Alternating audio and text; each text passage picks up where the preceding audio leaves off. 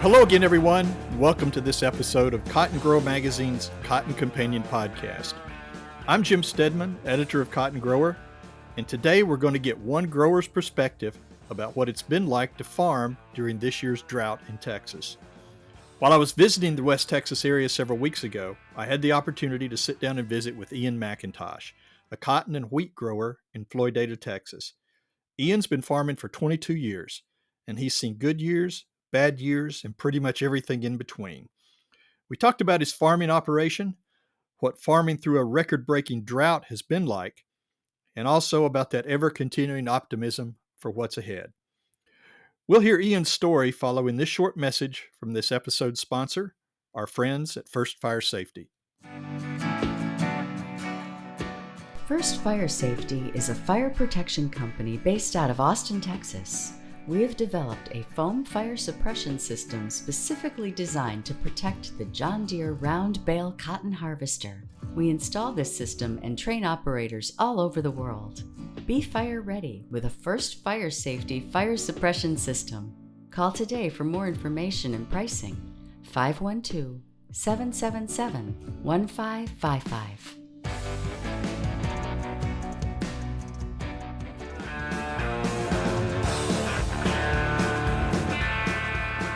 2022 will long be remembered in many parts of the Cotton Belt as the new benchmark for drought years.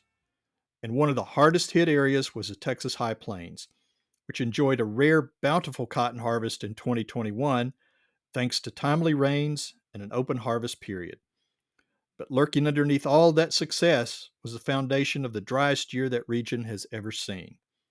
When the rain stopped in late August last year and just didn't come back before, during, and after planting time this year, well, it was a recipe for disaster. So how bad was it? That's the worst thing about a drought, is it does not cover any of your mistakes. Yeah. You make a mistake and everybody will see it and ask, what happened there? Don't ask. That's Ian McIntosh, a fourth-generation farmer in Floydada, Texas. The family farm covers about 7,500 acres of farmable ground, with 2,500 to 3,500 acres of cotton, and usually a similar amount in wheat. He'll also add grain sorghum when he needs to split his limited pivot irrigated ground between cotton and another crop. Like all family farms, there's a grand history behind it. I am the fourth generation farmer. My great-grandfather came up in the late 20s to farm this land, and he was actually in Miami, and they moved up here to start farming this for his dad. They bought it off the railroad, and then it was all wheat farm at that point, and they would sow the wheat, and then they would head to Arizona and spend some time in the warmth, and then come back and harvest the wheat, do all the summer work. And then my granddad, who married into the family, he was more of a engineer type. He didn't necessarily want to farm, but my great-grandfather suggested that it's a good way to raise a family. And he was just getting transferred out of Sweetwater or Snyder, working in a gypsum factory, and going to move up north when my great-grandmother said, no, come back and try this. So he initially started with 100 acres of cotton, just into that. And then as Dad grew up, he raised 4 kids. As Dad grew up, went to UT and decided he wanted to come back and farm. And then I've just grown up. In fact, that's the house I grew up here with the barns. Yeah. And I knew from, I guess 9 or 10 years old, I wanted to farm. And here we are today. Dad and I formed a partnership in 2000, and in 17 he got out and my wife came in, and this is my 22nd season of farming. Last year was a good year for Ian, the best, he says, he's ever had. Thankfully, it gave him a cushion going into 2022. We averaged a bale and a half across the farm, and that coupled with, I had half of my cotton marketed through a pool, and the other half was I could sell as the price was skyrocketing. Yep. So I had some unbelievable cotton sales that I have never seen. So you put that with a good yield, and you've got enough to pay off some debt. And So that's really what did it. And of course, it didn't happen in the end. It was all in the beginning. Right. Because I remember we went to a friend's barbecue on Memorial Day, and we had just gotten a rain, and we had just started getting those rains. Last year was so late, we were planting into mid-June, and our cutoff is June 5th. Right. And we were planting up into the 15th to the 17th just because it was so wet. We thought, this is going to be a disaster. We're so late. And then to have the right rains and the right fall just turned to cotton. And it was one of the best harvests I can remember. Just counting the bales. One of those where you stand back and just smile. Yeah, that's it. That's exactly right. Then came the long-term effects of La Nina. No rain, relentless heat, horrible, almost impossible growing conditions this year. As far as growing the crop, thank goodness for crop insurance. Or two things. I had an unbelievable year last year. We rung the bell. It was the best farming year I've ever had.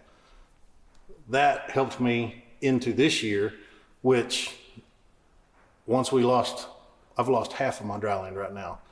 And having the insurance come in has really been great for me. It's one of those, I'm not sucking wind out here. I know I can make it at least into next year and beyond. We'll see. Yeah. So and that's all I ask for. I'm very comfortable right now. Even though it's been a disastrous year, we've had to pump so much irrigation water on the cotton that it's some of the best cotton I've got because we've had so much heat, but we have dumped a ton of money into it, keeping the pivots going, the drip going, and even some of the fields that we have pumped all summer will still not meet the insurance guarantee on that crop.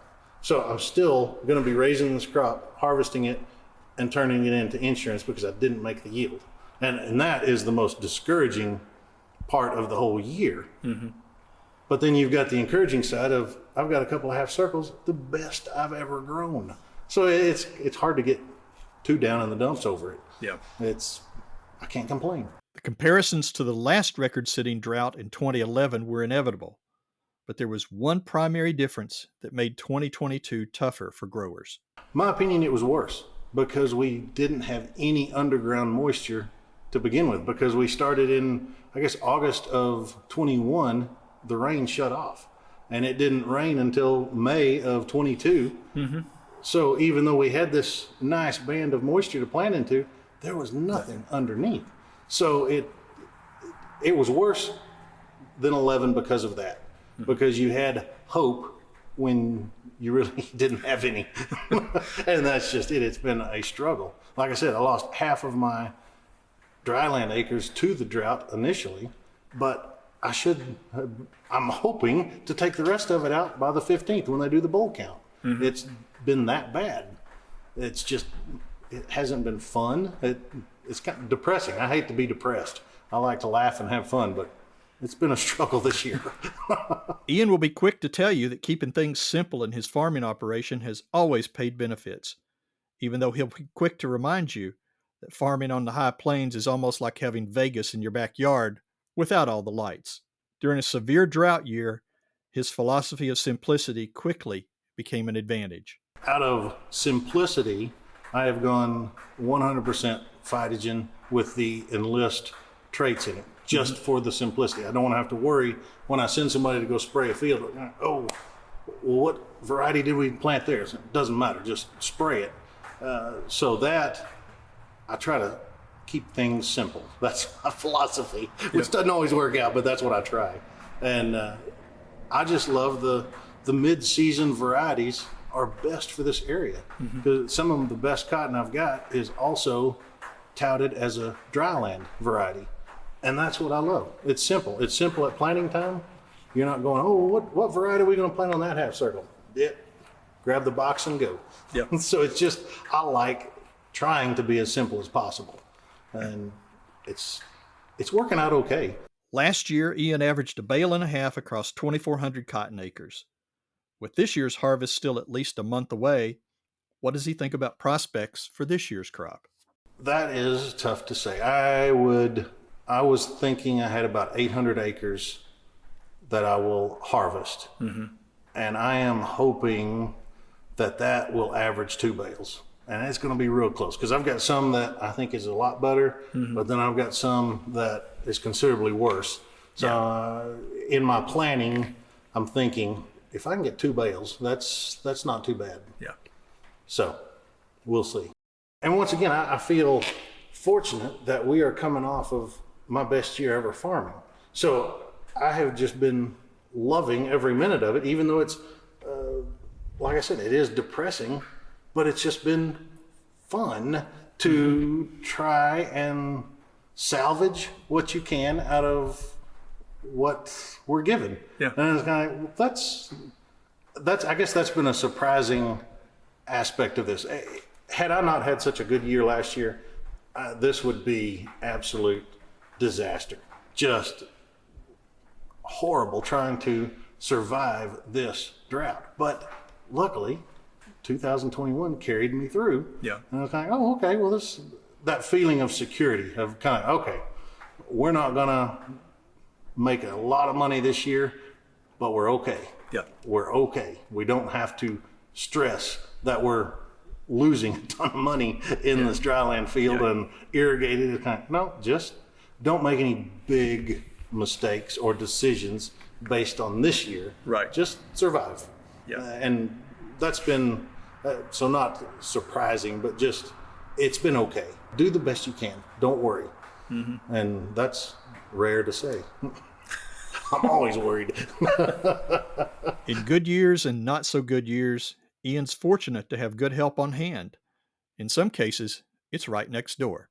I've got 2 guys helping me. Okay. And Dad is instrumental. I mean, he's the number one hired hand and the best because I don't have to pay him anything. So it works out great. He knows what he's doing. Yeah, that's right.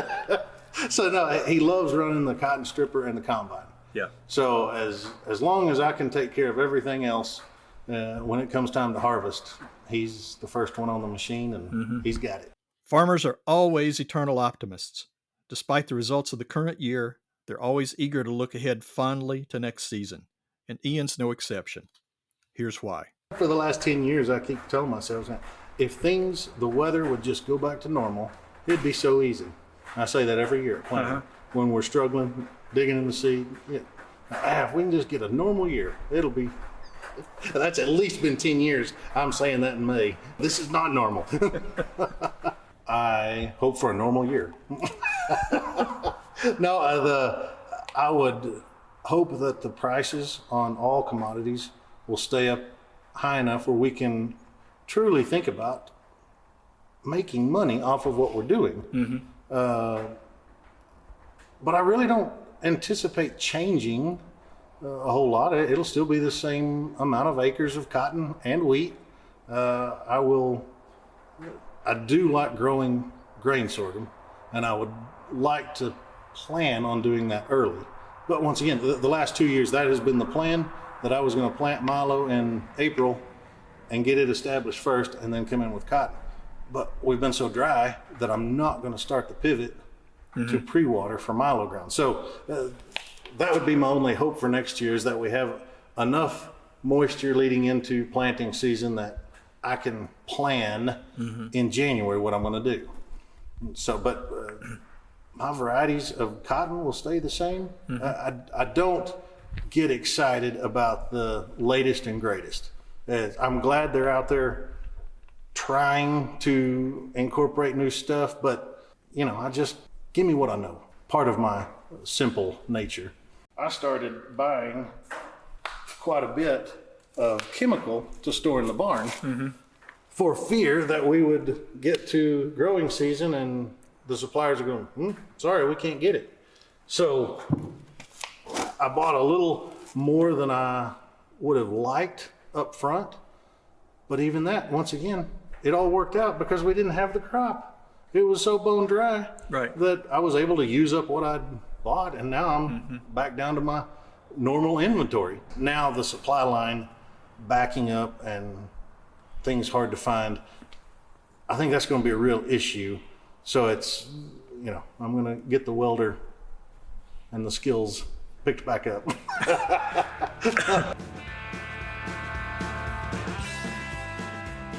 And that's it for this episode of the Cotton Companion podcast. A special thanks to Ian McIntosh in Floydada, Texas, for graciously sharing his story and experiences this year with me. Thanks, too, to First Fire Safety for their support of this podcast. And as always, thanks to you, dear listeners, for joining us. We hope you enjoyed this episode. And if you like what you hear on the Cotton Companion, please be sure to spread the word and tell your friends about this podcast. Here's where and how they can find us. You can find the Cotton Companion in 3 easy ways. First, go to cottongrower.com/companion, or simply click the podcast tab at the top of the homepage. Second, subscribe to our channel on iTunes or wherever you find your podcasts these days. And 3, sign up for our weekly e-newsletter, the Cotton Grower e-News, that's delivered to your email inbox every Tuesday morning. You can do that by going to cottongrower.com/subscribe. Also, be sure to follow Cotton Grower on social media. We are at Cotton Grower Mag on Twitter. And on Facebook, you'll find us by searching for Cotton Grower Magazine. The Cotton Companion podcast is produced twice monthly by Tyler Hatch and Kim Henderson, our talented colleagues at the world headquarters for Meister Media Worldwide in beautiful Willoughby, Ohio. I'm Jim Stedman, and I'll be back with you in 2 weeks for the next episode of the Cotton Companion. Until then, stay safe. Yeah, he works and he works and he works and he works all day. God made a farmer.